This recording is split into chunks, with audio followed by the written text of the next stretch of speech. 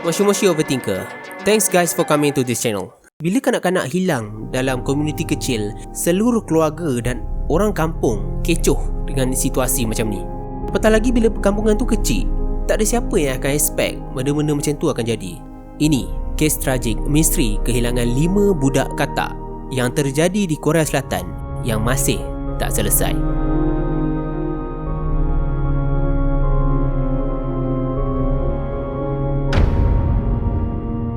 Bila 5 orang kanak-kanak hilang daripada Daegu, Korea Selatan, kebajikan anak-anak dekat kampung tu dah mula dititik beratkan. Pada tarikh 26 Mac 1991, Kerajaan Korea berikan cuti umum supaya rakyat boleh mengundi dalam pilihan raya. Ini bermaksud hari itulah hampir semua orang dewasa ada peluang untuk rehat dan budak-budak keluar bermain. Dalsio, bandar dalam daerah Daegu, tinggalnya 6 budak lelaki dalam satu kampung. Bercadang nak keluar hari esok, nak cari telur katak dekat Gunung Waryong. Perjalanan ke gunung daripada bandar jaraknya cuma 3 km je. Bukan jarak yang mustahil untuk 6 budak-budak tu untuk ke sana. Sekumpulan budak-budak yang pergi ke gunung tu berumur sekitar 9 tahun. Tepat pada pukul 9 pagi, budak katak tu menjejakkan kaki keluar rumah. Keluarga kelima-lima parent budak-budak tu start bimbang. Berpunca daripada panggilan call cikgu taekwondo yang mengatakan Chelwon tak datang ke kelas pukul 1 tengah hari. Ayah Chelwon tahu dia takkan buat macam tu, dia budak yang baik. Daripada saat tu, Wang Jong-u percaya ada something yang tak kena. Jadi Wang Jong-u keluar mencari Chelwon. Barulah dia sedar ramai ibu bapa yang lain terima nasib yang sama. Jadi sekumpulan ibu bapa tu berkumpul untuk sama-sama mencari budak-budak yang hilang tu sejak tengah hari tadi. Kumpulan ibu bapa tu terus ke gunung. Andai sekumpulan anak-anak diorang ni mencari katak, lokasi paling tepat ialah di kolam kawasan gunung, kawasan berdekatan dengan kem menembak pasukan askar. Parent gagal jumpa apa-apa dan akhirnya diorang menyerah kalah. Kemudian terus ke balai polis untuk buat laporan. Apa yang menggusarkan fikiran ibu bapa masa tu, semudahnya bila pihak polis berkata diorang tu mungkin keluar main sampai lewat malam, nanti diorang balik lah tu. Ya, memang normal. Zaman tu budak-budak tak ada akses untuk update dekat mana lokasi diorang, dan bukan macam sekarang. Kalau dulu, aktiviti main dekat luar ialah kebiasaan untuk kanak-kanak mendapatkan memori masa kecil. Tapi dalam kes ni, parent pesan something yang tak kena.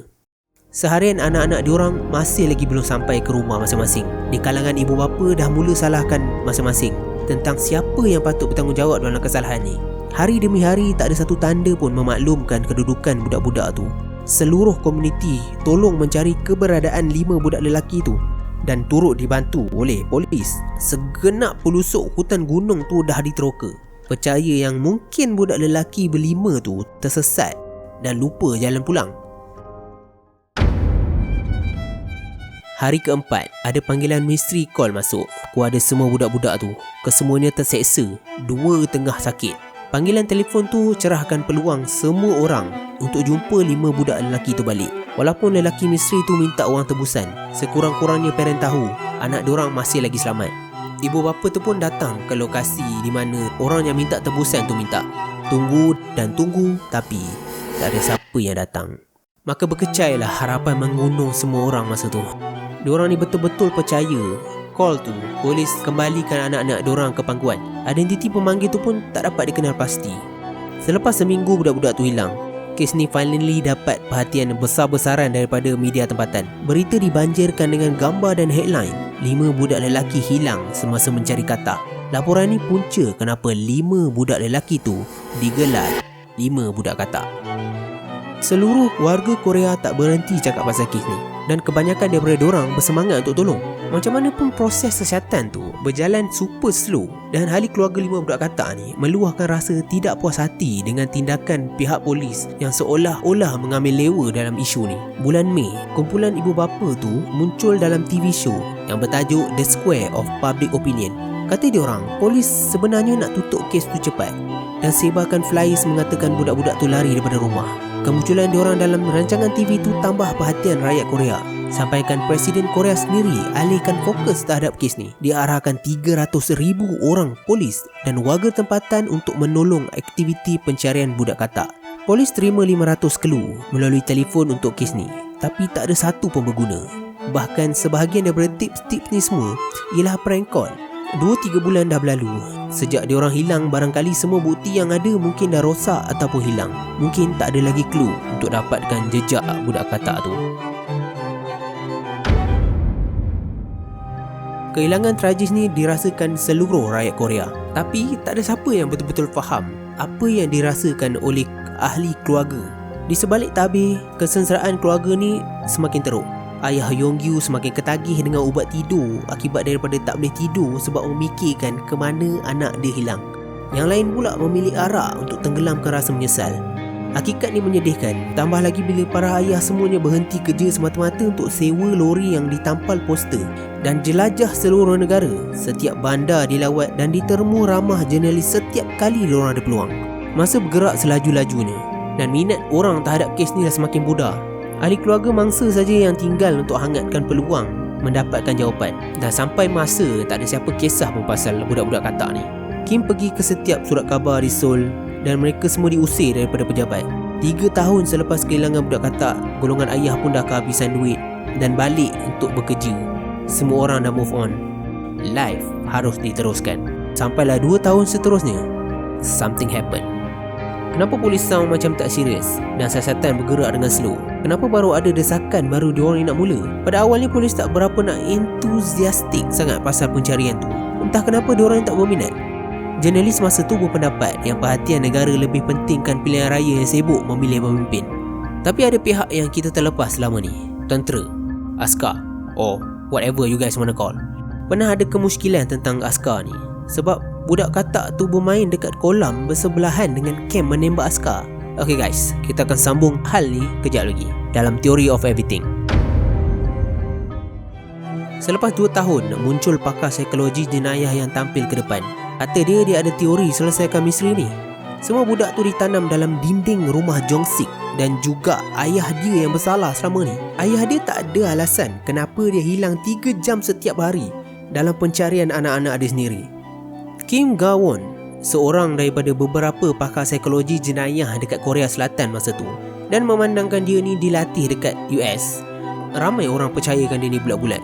Pecahkan dinding dan lantai batu rumah Jong-sik lepas jumpa selipar budak dekat bilik air. Situasi ni bahan media TV untuk bersiaran langsung bila rumah tu dikerumun dengan polis dan kamera. Gali dan gali, apa yang diorang jumpa? Nothing. Dek kerana backlash daripada orang awam disebabkan penipuan Kim Ga-won tadi, dia dibawa ke balai untuk keselamatan dan takkan terlibat lagi dengan mana-mana pencarian. Tak ada lagi clue yang ke udara masa tu. Polis ada kes lain dan orang lain perlu teruskan kehidupan. 2002, misteri kehilangan 5 budak katak akhirnya selesai. 26 September 2002, warga tempatan daki kawasan gunung tiba-tiba terjumpa something yang ganjil.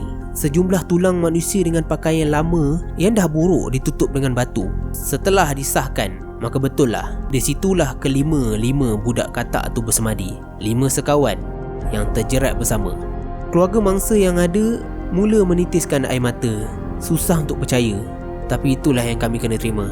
Ada laporan mengatakan 500 kali hutan tu diteroka tapi nothing was found. Seluruh pelosok gunung orang puas mencari. Tapi kenapa baru sekarang misteri ini terbongkar? Pasukan penyiasat merumuskan buat budak lelaki tu mati disebabkan suhu kesejukan yang mendadak. Tapi konklusi tu tak masuk akal. Suhu waktu mayat budak tu dijumpai ialah 37 darjah Celsius dan semua budak katak tu memakai baju tebal dan sesuai untuk musim sejuk.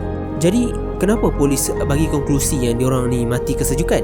Dan bukan tu je, peluru dan lilitan besi peluru pun ada dekat mayat masa tu. Persoalannya, macam mana someone tu boleh mati disebabkan hypothermia dan kuburkan diri dia sendiri dalam lubang? It does not make any sense at all. Keadaan mayat bukan macam diorang mati kerana natural cause. Ini sebab rumusan polis tak serasi dengan seorang budak katak yang dijumpai dengan seluar di balik bahu dan lengan diikat bersama dan sekeliling simpul kain tu ada cartridge kosong dan peluru yang habis digunakan. Semasa kedatangan saintis forensik Che Jo-min, profesor di Universiti Kyungkook, sampai ke tempat kejadian, dia discover something yang tak masuk akal. Tulang panjang dan tengkorak disusun bersama-sama berterabur dan bersepah. Polis yang menyusun semua tulang tu Dan selama 2-3 jam dia dekat sana, dia sedar polis banyak buat silap. Tapi polis masih lagi percaya dengan konklusi mereka sendiri dan tutup kes tu terus. Sekurang-kurangnya budak-budak katak tu dapat kebumikan mayat anak diorang dengan betul. Kelima-lima abu mayat ditaburkan di Sungai Nakong. Hakikat yang polis cuba tutup kes ni dengan cepat mengungkap misteri yang lebih dalam. Siasatan yang sambil lewa, lambat buat tindakan dan rumusan konklusi kes atas andaian yang tak masuk akal punca kenapa orang sangsi dengan kes ni. Kemungkinan besar polis bersepakat dengan askar. Konspirasi yang mendesak polis berpura-pura menyiasat, kata Kim. Saya rasa satu kanak-kanak terbunuh akibat daripada tembakan yang tak disengajakan, dan anak-anak lelaki lain juga terbunuh untuk tutup kemalangan tu. Walaupun ramai bercakap pasal askar, polis langsung tak pernah menyiasat kem askar. Lagi menguatkan andaian bila satu daripada kawan budak katak tu mengatakan dia terdengar bunyi tembakan dan jeritan budak pada hari yang sama budak katak tu hilang. Tapi guys, polis menganggap itu bukti yang tak serius dan kata diorang itu cuma kabar angin.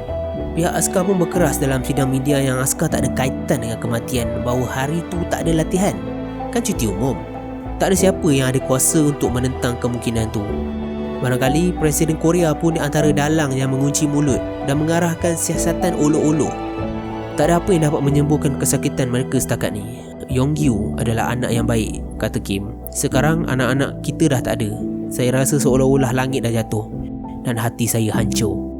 Keluarga budak katak tu percaya di penghujung jalan ada jawapannya. Pak Gyeonseo, ayah kepada Chan In, ada cakap masa ditemu ramah kenapa diorang buat keputusan untuk taburkan abu mayat 5 budak tu dekat Sungai Nakong. Mereka mati bersama, jadi kami nak mereka semua bermain bersama dekat akhirat nanti.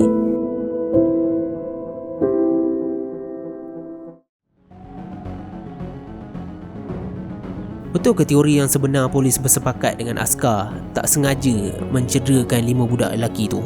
Betul ke siasatan polis ni adalah olok-olok dan seolah-olah menunjukkan diorang ni mengambil kisah, tapi sebenarnya mereka dah tahu jawapannya? Apa yang korang fikir pasal kes ni? Korang ada teori korang sendiri?